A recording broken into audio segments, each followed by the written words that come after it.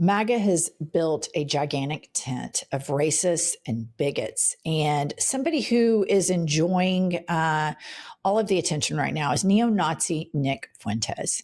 And Nick Fuentes is young and he has an army of boys that are called groypers. And he calls them boys.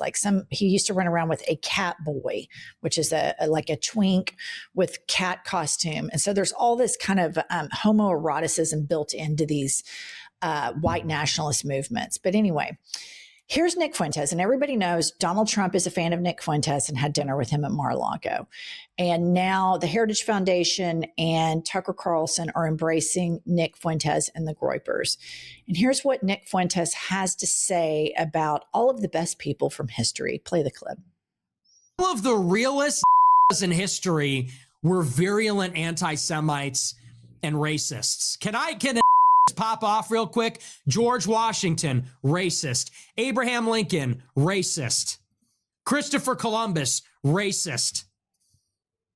Jesus split the veil. His parting gift is that he tore the veil covering the Holy of Holies and shook the earth. So the more that I read that, I'm just translating it in my head as real. When people say, white nationalist, racist, anti-Semite, Nick Fuentes, I'm just reading badass motherfucker. I'm just reading real ass. Okay, this stuff hits hard with a group of people. And Nick Fuentes is making his way into a lot of people's algorithms. He's made his way onto Tucker Carlson's podcast. He made his way to dinner with Donald Trump. Donald Trump has always signaled that anti-Semites are welcome in his movement. Why hard right-wing Jews have sought refuge with him is fascinating. It's interesting to me that they actually can hear the words of Nick Fuentes. And Nick Fuentes, he tells it exactly there's no passive aggression about it. He's very aggressive about who he is. You don't have to, there's no word salad nuance with that. And so the people that are welcoming him or have welcomed him are fine with all of this, which brings me to Ben Shapiro and the other hard right-wing Jews, that they actually have the audacity to call Zoran Mamdani an anti-Semite. It's wild. Well, it's crazy because it's not that hard. You listen to Stephen Miller's rhetoric, it's the same as Hitler. Like, this administration goes straight down the line with racism and, nobody's going to replace whites only, white supremacy. You've got Stuart Rhodes crawling out of the jail that Trump pardoned him from saying, we're going to start enforcing what the president says. How many white supremacy groups do you know that support presidents openly and say, we're going to enforce their laws? Like, you have to look at that and say, why this president? It's because this president is a racist and a white supremacist, and he digs it. He likes it. All right. Now, Nick Fuentes says, be careful calling him a Nazi because he has an army of young boys. And these young boys are what are called the groypers, which seem to be the people that are looking at a post-Kinks America, a group highly recruited by the potential heir appearance of the MAGA cult. Play the clip. Call me a Nazi. You better be careful. Because if I'm a Nazi, then there's millions of young people that are following a fucking Nazi. So you better be careful about those words. You're saying I'm a Nazi, I'm a monster. There's a million monsters then. There's a million Nazis out there then.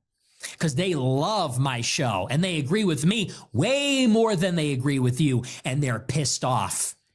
And they'll follow me into battle. So you better be real careful. You're barking up the wrong tree with that. Okay, and he's right. He has a huge audience, which is why Donald Trump invited him to Mar-a-Lago. And the larger issue that we have to have as a nation is you're always going to have fringe groups that exist, especially in a place with the First Amendment, free speech, free thought, et cetera. My diagnosis of what I've seen is the prioritization of people in the far right Jewish groups that see that their needs take priority over anti-immigration sentiments. I recently read an article in New York Magazine that women on the Upper East Side are just beside themselves at Zohran Mamdani's victory. And they feel like there's just this rising anti-Semitism, and they just think might have to move to New Jersey, and oh, the horror and oh, the terror.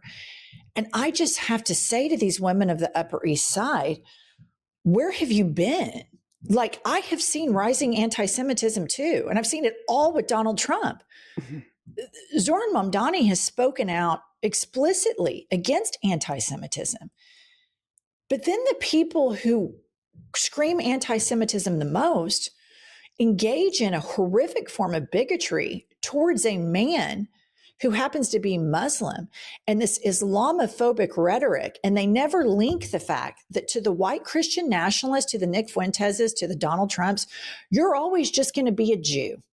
Or if you're an immigrant, you're always just going to be an immigrant. Or if you're a Muslim, you're always just going to be a Sharia law jihadist. And if you're a woman, you're always just going to be a hysterical feminist. And so this is so fascinating to me that people right now in New York on the Upper East Side, these women, there was a Facebook group that they covered this, are just beside themselves at Zohran Mamdani. And I'm like, did you pay attention to the Madison Square Garden Nazi rally? What about when Trump sat down with this guy? What about when he provided cover for the Charlottesville marchers that said, Jews will not replace us? Recently, since Trump 2.0 in Orange County, California, there were masked white nationalists chanting anti-Semitic things. The Zohran Mamdani who marches in the LGBTQ pride parade with a trans flag is not a fucking Sharia law jihadist. Conservative Jewish people, your problem is not Zohran Mamdani. Your problem has been in front of you all of this time. The Nazis are the people with whom you have sought refuge, and they will turn the knives on you. It's already happening, and they've been doing it in front of your face this whole time. You have just chosen not to see it because you think your marginalized group is better than all of the other marginalized groups. And you've left yourself vulnerable because you have to link the attacks that I see on women right now. I directly link to all other human rights. I link them to LGBTQ plus rights. I link them to transphobia. I link them to anti-Semitism. I link them to Islamophobia. I do not think the plight of women is greater than all of these other marginalized groups. And so it's just amazing to me that people just now are feeling anti-Semitism with Zohran Mamdani when literally you have Nazis running this country right now. Now, I completely agree with you. Why all at once? Are you just now noticing this? It's a real strange, we had during the campaign, we had Nikki Haley saying, well, we don't have racism in this country. I thought it was crazy then, but what we have to take a look at is racism in all forms, demeaning people in all forms, whether you are brown, whether you are Jewish, whether you are a female. We've got to look, why is our society so easy to demean other people and dehumanize them? That to me, across the board, nobody gets higher ratings. It's all bad. It's not good, none of it. So that's where I think the big problem is that we're allowing everybody to be racist against their own people. And we think, oh, well, my the bigotry against me is worse. No, it's all bad. It's all bad. Yeah. And your point about Nikki Haley is a really good one, because since she said that, the anti-Indian sentiments, which she is Indian, changed her name to be more Americanized, which fine. I don't begrudge her for that. I don't begrudge Raphael Cruz going by Ted. I don't care about any of that, but they tend to care about that. But since then, you've seen a rise of anti-Indian sentiments. And then as they're racist towards those people, now Trump has said he favors H-1B visas over, which a lot of Indian people get H-1B visas. And he prefers those because those people have talent over Americans, which shows how unsafe anybody is in this regime. even a white American-born rural person to this regime, even you don't have value to him. They devalue everybody. So when you have the Nikki Haley's that engage in this type of internalized racism, and she engages in internalized misogyny, and then she projects that out to provide cover, at some point, all of these knives get attacked, thrown on everyone. And even where we grew up, you guys, they're like, well, we're real Americans. I'm from, Oklahoma, and they think they're more American than somebody from New York. By Trump's own statements recently, Americans weren't talented enough to have jobs. And so it shows how this regime creates an environment of emotional instability and emotional insecurity where you do not feel safe, where nobody's safe. And so what does he do to get you? He takes away something you need, like air traffic control, or he takes away your SNAP benefits.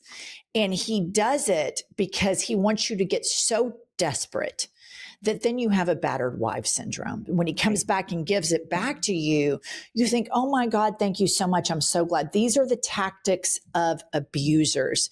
And Donald Trump has always been an abuser. We've seen it forever.